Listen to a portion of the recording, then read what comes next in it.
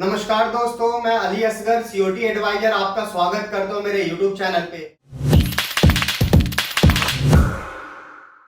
दोस्तों पिछले कई दिनों से ऐसा होता है कि क्लाइंट कुछ सवाल करते हैं और उसका आंसर मैं देता हूं, पर मैं चाहता हूं कि ये कॉमन सवाल है तो इसका आंसर आप भी इजीली दे सके। कस्टमर का सवाल ये होता है कि टेक टर्म पॉलिसी हम आपसे क्यों नहीं ले सकते, ऑनलाइन ही क्यों ले सकते हैं। तो टेक टर्म पॉलिसी इसलिए हम नहीं सेल कर पाते क्योंकि हमें इसका एक्सेस नहीं दिया गया है और ये ऑनलाइन पॉलिसी है। सेकंड सवाल उनका ये होता है कि जीवन अमर प्लान और टेक टर्म प्लान अगर हम प्रोसेस करते हैं तो उसका क्या प्रोसेस सिस्टम है।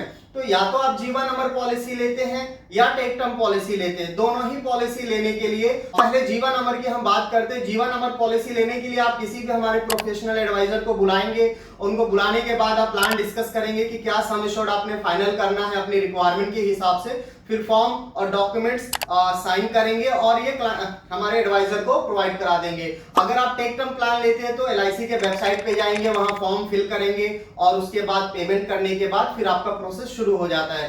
तो जीवन अमर प्लान या टेक टर्म प्लान लेने के लिए जो बेसिक डॉक्यूमेंट्स के अलावा कुछ एडिशनल डॉक्यूमेंट्स की भी जरूरत होती है, जैसे कि आपको फोटो, पैन कार्ड, आधार कार्ड, वैक्सीनेशन सर्टिफिकेट तो देना ही है। इसके साथ अगर आप टर्म इंश्योरेंस पॉलिसी ले रहे हैं तो आपको कुछ इनकम के प्रूफ्स भी देना होता है। लाइक अगर आप जॉब प्रोफाइल से रिलेटेड है तो आपको अपना ऑफिस का आईडी कार्ड, पैन कार्ड की कॉपी, आधार कार्ड की कॉपी, इसके साथ 3 मंथ की latest salary slip, 6 month bank statement और 3 इयर्स का फॉर्म 16 देना होता है। अगर आप बिजनेस प्रोफाइल से है तो आपको फिर अपना 6 मंथ का बैंक स्टेटमेंट और 3 मंथ का आईटीआर की कॉपी लगानी होती है। अगर आप प्रोफेशनल है तो भी आपको अपने प्रोफेशनल डिग्री और साथ में 3 इयर्स की आईटीआर आपको लगाना होता है। तो ये सारे डॉक्यूमेंट्स जब ब्रांच में भेजा जाता है, ब्रांच में ये सारी चीजें सिस्टम पे अपलोड की जाती है, सिस्टम पे एंट्री की जाती है। उसके बाद डायरेक्ट मेल टीपीए को चली जाती है। टीपीए से आपके पास कॉल आएगी।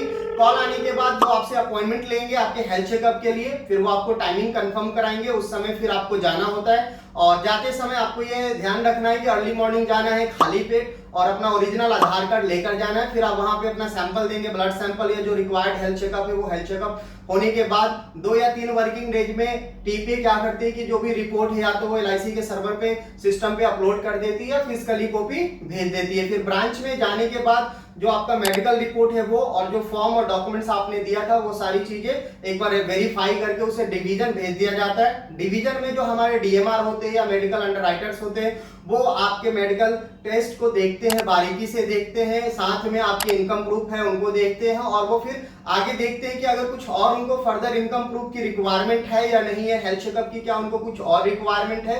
ये सारी चीजें देखने के बाद उनको लगता है कि हेल्थ चेकअप की रिक्वायरमेंट है तो वो अपडेट करते हैं कि हाँ फर्दर कुछ और डॉक्यूमेंट्स है, हेल्थ चेकअप की रिक्वायरमेंट है, अदरवाइज वो प्रपोजल एक्सेप्ट कर लेते हैं। प्रपोजल एक्सेप्ट करने के बाद आपकी पॉलिसी एक्सेप्ट हो जाती है। किसी वजह से मान लीजिए आपका प्रपोजल अगर एक्सेप्ट नहीं होता है तो एलआईसी मेडिकल का हेल्थ चेकअप चार्जेस डिडक्ट करके बाकी का पैसा आपको रिफंड कर देती है। आप भी चाहे मेरे से टर्म इंश्योरेंस लेना चाहे तो आप ले सकते हैं। आप जीवन अमर प्लान भी ले सकते हैं और अगर टेक टर्म प्लान के बारे में कुछ जानना चाहते हैं तो भी आप मुझे मेरे नीचे दिए गए नंबर पे कॉल कर सकते हैं। इसके साथ ही अगर आप इंश्योरेंस एडवाइजर है तो आप मेरे साथ भी मिलकर काम कर सकते हैं।